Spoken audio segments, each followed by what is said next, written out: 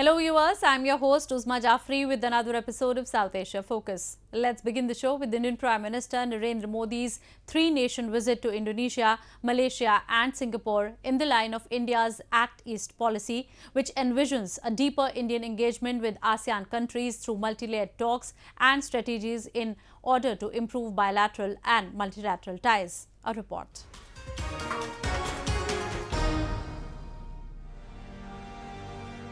Indian Prime Minister Narendra Modi, who has established himself as a global leader by virtue of his global perspective and policies, received a warm reception as he reached Jakarta for a bilateral talk with Indonesian President Joko Widodo in a bid to further improve ties between the two countries. Modi and Widodo signed pacts on cooperation in the pharmaceuticals and technology industries and pledged to step up defence and maritime cooperation with plans to develop a strategic Indonesian naval port in the Indian Ocean. Modi asserted on how the people of the region and especially India and Indonesia were needed to cooperate at their level to further boost the pace of bilateral development. हमारी आने वाली पीढ़ियां भविष्य में हमारा people to people contacts और कैसे बढ़े, कैसे मजबूत हो, कैसे ये परंपरा जीवंत रहे, इस पर भी हमें मिलकर के काम करना होगा और हर भारतीय की जिम्मेवारी जरा ज्यादा है. Both leaders shared a moment of joy as they flew kites after inaugurating an annual kite festival themed on stories of Hindu epics, Ramayana and Mahabharata. India, which has emerged as a prominent player on the global stage in recent times, also expressed its interest in building infrastructure in across South Asia. There are several Indian companies that have the capability and are interested in building port infrastructure, including seaports and container ports and airports. So really the connectivity was a wider one, including air services, etc. So in the larger context of Sabang, details were not discussed, but there is potential for discussing all areas of collaboration with the active participation of Indian and Indonesian companies. Modi also met his Malaysian counterpart Mahathir Mohamad, who recently came to power in Kuala Lumpur. Both leaders reviewed entire gamut of bilateral ties and committed on further improving bilateral ties' multiple level of cooperation. Mahathir said both leaders talked about cooperation on investment and exchanged opinions on technology and education development. Well, we had a very good discussion on how Malaysia and India can work together in many fields. In the field of technology, there is great room for trade, more room for trade than before. And I think they have done certain things with the way they teach in school, which we are interested to find out. India and Malaysia have deep historical and cultural relations dating back to ancient times. Malaysia is home to a strong concentration of Indian immigrants who form at least 7% of Malaysia's population. Bilateral trade volume between the two countries stood at $10.5 billion in 2017 and is poised to reach $25 billion by 2020. Modi reiterated his stance of greater cooperation and deeper engagement in Singapore, which was the third and the final leg of the official tour. He underscored the important relationship both countries carried. Political relations between India and Singapore are among the warmest and closest.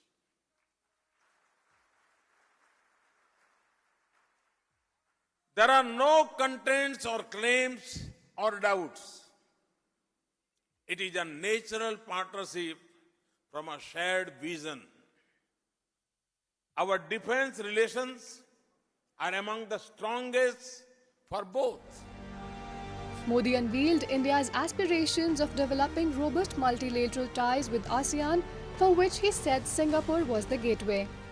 We will work with most of all with ASEAN to reach an early conclusion to regional comprehensive economic partnership.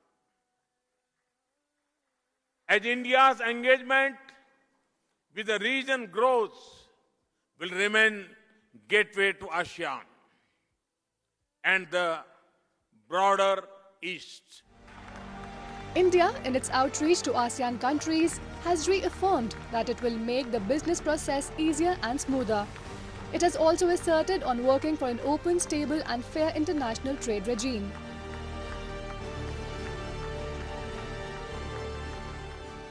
A successful blend of diplomacy and economic policies has provided further impetus to India's growing leverage on regional and global platform. Moving on. Enforced disappearances of political activists and intellectuals remain a major concern in Pakistan. They are allegedly being abducted, tortured and killed by the security forces. Recently, members of the Sindhi community observed a day-long hunger strike in front of Pakistan Embassy in London. We have a report.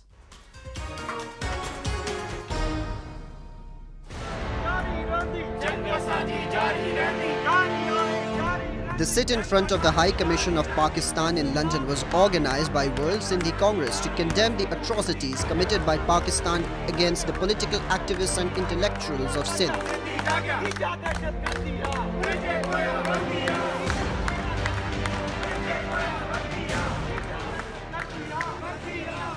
They shouted anti-Pakistan and anti-army slogans, alleging their direct involvement in the abduction of Sindhi activists.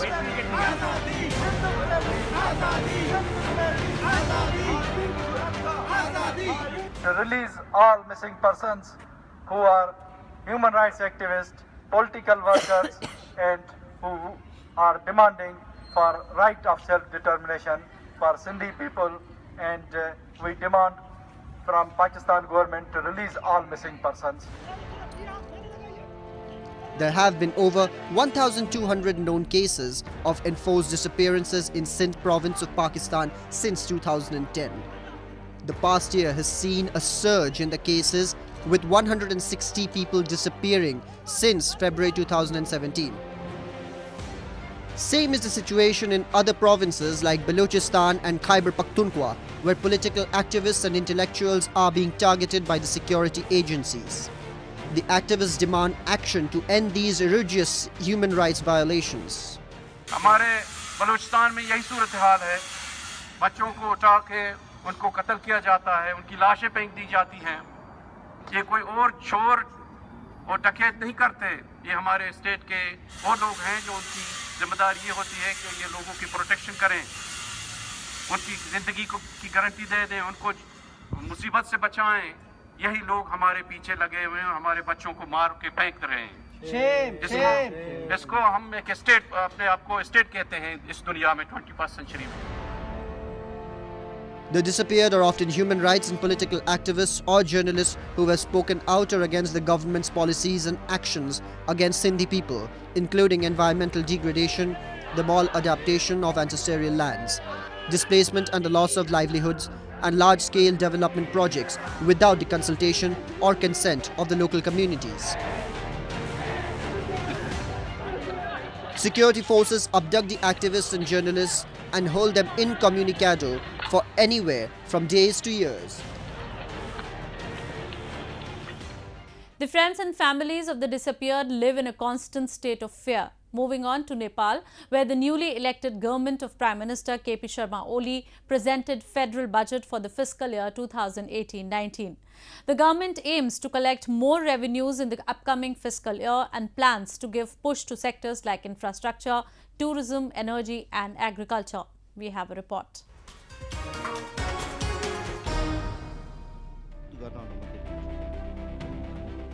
Nepal's Finance Minister Yubaraj Khativada unveiled a union budget of 1,315 billion Nepali rupees for the fiscal 2018-19 in a joint session of the House of Representatives and National Assembly.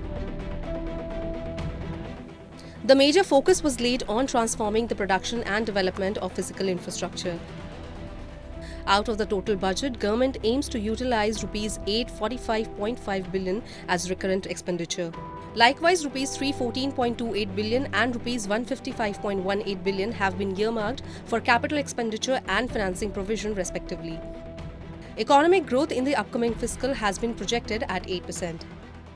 त्यसले गर्दा अब यो budget आयो, अब यसलाई कार्यान्वयन कसरी गर्ने भन्ने मुख्य चुनौती कुरो हो। समग्र रूपमा बजेटमा धेरै कुरा समेटिएका छन्, धेरै कुरा छन्, आउने नै यही हो।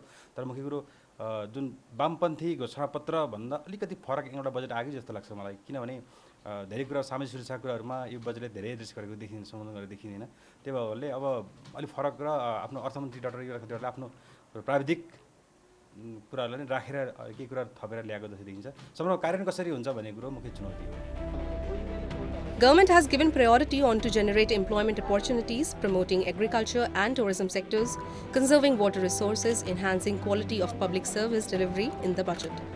The fiscal budget has also announced a loan of Rs 700,000 to youths against collateral of their academic certificates. यो चाहिँ अब विज्ञ अर्थमन्त्रीको रूपमा हेरेका यो अर्थमन्त्रीले चाहिँ शैक्षिक धितोको आधारमा जुन 7 लाख ऋण दिने र यसले चाहिँ शैक्षिक बेरोजगार लाई चाहिँ अन्त्य गर्ने जुन देखिएको छ, यो चाहिँ धेरै खुसीको कुरा छ। समग्रमा यो बजेटले नेपाली युवाहरूको लागि र नेपाली विद्यार्थीको लागि निकै राम्रो काम गरेको छ। With the aim of tapping the inflation at 5%, the government has decided to clear the debt of the small farmers, which has increased the confidence of the people. The first communist budget after the adaptation of the federalism has sanctioned 56.41 billion rupees for the health, 134 billion for the education, science and technology, 33.71 billion for the agriculture, 5.20 billion for the tourism and 3.89 billion for the energy sector. Infrastructure development is one of the prime challenges for newly elected government of Prime Minister Oli. The country is still recovering from the devastating earthquake of 2015. We are now joined by Sujan Dhungana, a senior journalist and an expert in economic affairs of Nepal, to speak further over the budget. Mr. Dhungana, do you think the budget released has met the expectations of the people of the country? Well, this budget had lots of expectations, not only with people but with the entire nation. This was basically because this budget that was unveiled by Finance Minister last Tuesday was the first budget after the successful completion of the 3 years of election in the country. So in this sense, people and the entire nation, they were looking for whether this budget will be able to address key issues of economic growth and development in the country or not. So in that part, I believe that the budget has partially addressed development agendas and the economic growth issues that is necessary in the new federal system of governance. The province number 2 always has been in the limelight. Do you think that budget has provided enough to convince the leaders of Madhes? As the budget has allocated enough sum of money to different provincial and the local levels on an equal basis, that gives a sense that it has prioritized province number 2 as well.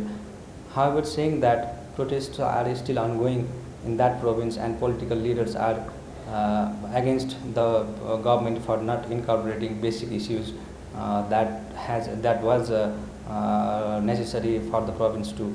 However, what I believe is that now the government should come and talk to the leaders, the protesters and even the leaders of the opposition party related to province to sort out the issue on time.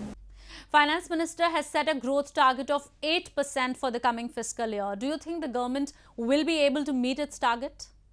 I believe that as the government has said to prioritize the completion of different mega infrastructure projects and formation of different job employment opportunities in the country, if this can be capitalized on time with high focus on implementation part, I believe that this is realistic. On top of that, I would like to say this, however, is very challenging as well. So a holistic approach to economic growth, development process and enhancing economic activity can lead to that target in the recent future. Thank you, Mr. Dhungana. Moving on to Afghanistan, where the security crisis has starkly deepened owing to the sudden escalation in the long-standing terror offensive of insurgent groups.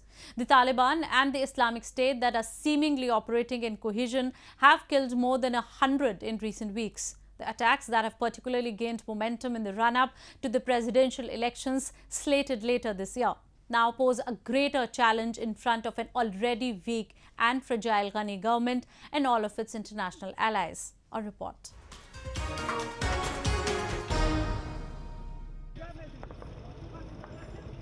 Kabul, arguably the most insecure capital city in the world, was yet again targeted by messengers of terror and violence as gunmen armed with assault rifles and grenade launchers stormed the headquarters of the Interior Ministry of Afghanistan, killing at least one police officer and wounding 5 others. In a coordinated exercise and what could now be termed as a modus operandi of terror groups based in Afghanistan, first a car bomb went off at the entrance in order to provide a cover-up for several others who managed to barge inside as plume of dust and smoke rose over the large compound of the ministry. Insurgents disguised as international security troops battled with the security forces for more than 2 hours. However, they all were killed in the end, according to security officials. Already beleaguered citizens of the country are feeling petrified in an increasingly hostile atmosphere in the country. Today, the situation has become more frightening as now the attacks have become multi-pronged, and it is not just the Taliban, but outfits claiming their allegiance to the Islamic State and other small groups are also carrying out attacks. دان قراول دیدیم که انتحاری شد. انتحاری شد رنجر 1-2 نفر زخمی هم شد. دیگه دیدیم که کلش نظامی بود. واقعیت نظامی بود از زیر تا شدن.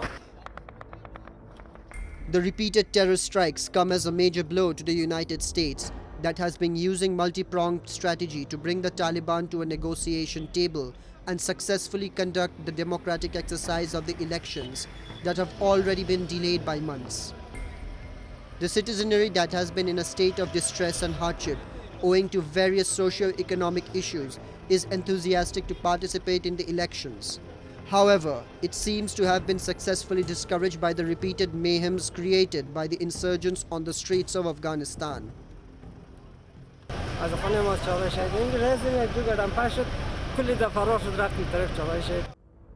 Taliban and other insurgent groups in the country whose endeavor is to topple the democratically elected government and impose a strict Sharia law have been unrelenting in their attacks even during the holiest month of Islam, Ramadan. Taliban has rebuffed the benevolent peace offer made to the insurgents by the Ghani government in February. In fact, they announced the start of the new spring offensive dubbed Al-Khandaq on April 25th. The Afghan leadership has repeatedly accused Pakistan of providing safe havens and training facilities to these terrorists. The political infighting has worsened the situation as politicians are more involved in strategizing for the elections. Moving on. While the Afghans have been finding their own country increasingly insecure owing to rising terror and violence, they have found a sense of comfort and hope in India, where a large number of people have temporarily settled in recent years. India, which has been supporting Afghanistan in developing infrastructure in its own country, has also been providing a conducive atmosphere to its citizens to live an honorable life. A report. India has over 10,000 refugees from Afghanistan and scores of them live in Lajpat Nagar area in New Delhi. People come here not only to seek security but also for setting up and growing their business. Afghan General Store in Lajpat Nagar area has refugees from Afghanistan who deal in providing basic products and services for people from Afghanistan. Afghanistan अभी तो हालात ठीक नहीं है, बहुत जंगें लड़ाई है वहाँ पे। यहाँ पे हिंदुस्तान से 1 साल से मैं यहाँ पे हूँ और यहाँ पे सेफ है, अच्छा है, पीपल तो अच्छी है और सब जगह अच्छी है। Though Afghanistan is a war-prone nation, yet the bilateral ties between New Delhi and Kabul continue to be strong in terms of import-export and inter-government relations. वो तो सभी को पता है कि अफगानिस्तान और इंडिया का रिलेशन बहुत ही अच्छा है, गवर्नमेंट के जो बीच है और नॉर्मल पीपल के जो बीच में है बहुत ही अच्छा रिलेशन है और हमें यहाँ पे गाने में कोई दिक्कत नहीं होती। ऐसा महसूस होता है कि हमारा कल्चर सब कुछ ऐसी सेम ही है दोनों मुल्कों का, तो यहाँ पे हमें घर की तरह लगता है। यहाँ पे कोई दिक्कत नहीं होती। सारे फैसिलिटी जो इंडियन लोग के लिए हमारे भी है, और कोई यहाँ पे दिक्कत करने की वाले बात बिल्कुल है ही नहीं कि हमें कुछ बात दिक्कत करे, चाहे पुलिस हमें तंग करे या कुछ और चीज़, ऐसे कोई बात नहीं है। हम बहुत रिलैक्स फील करते हैं और बहुत खुश हैं यहाँ पे। These refugees affected by the escalating violence, crime and loss of livelihood back in their country find India to be supportive and helpful in their business endeavors apart from ensuring their safety. India has been a regular host for refugees from various countries since its foundation. India aims to provide further support to Afghanistan through trade and other exchanges. Moving on to India, the land of multiple faiths and cultures. Tamils around the country and world celebrate Vaikasi Visakam, the incarnation of Lord Muruga, the son of mighty Hindu Lord Shiva, with great religious fervour. Thousands congregated in the Indian state of Tamil Nadu to pay obeisance and participate in the 10-day annual grandeur. People revere the Lord for it is believed to drive out the evil spirit and secures dharma on the planet. Have a look. Thousands of devotees and pilgrims throng the Murugan temples during the conclusion event of the 10-day-long Vaikasi Visakam festival. Popularly known as the Chariot Festival or Rath Yatra, this annual auspicious occasion takes place during the summer season in the Indian southern part of Singam Punari town in Tamil Nadu. Sri Sevuga Perumal Ayanar temple hosts the massive celebrations where the chariot is decked up and moved around the temple in veneration of Lord Muruga, the god of courage, wealth and wisdom. Hindu devotees cutting across all walks of life offered prayers and were seen dancing as the cavalcade rallied through the packed roads of Singam Punari town.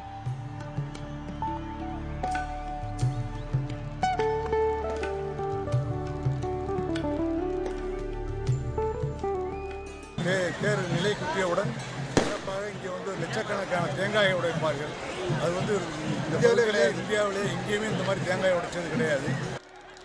Old and young alike, devotees at the festival partakes the traditional chariot pulling as the colourfully decked up chariot made to roam the circumference of the temple 4 times as a ritual. Meanwhile, the Hindu priests were seen sitting atop the chariot along with the idol of the Lord Muruga. Marking the festival in ritualistic manner and as part of the custom, devotees were seen throwing coconuts at a wall which symbolized a unique way of praying and showing devotion to Lord Muruga and who invoked blessings upon them.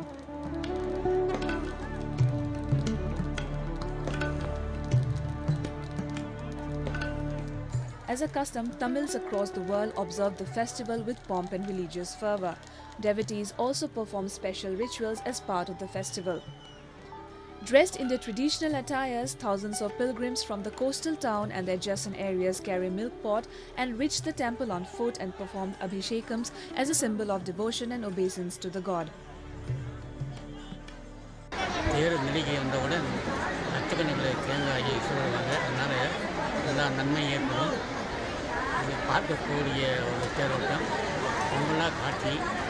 Lord Shiva is the archetype of supreme consciousness and intelligence, and if there is one god who became guru of Lord Shiva, it is Muruga, who is also known as Skanda, Subramanya and Kartikeya.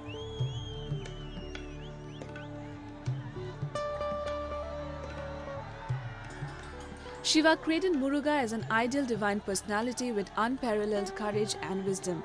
Muruga is the lord of Kundalini and guides his devotees to attain perfection in life.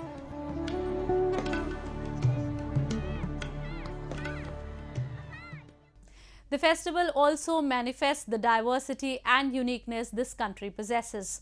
With that, we come to the end of this week's episode. See you next week. Goodbye and take care.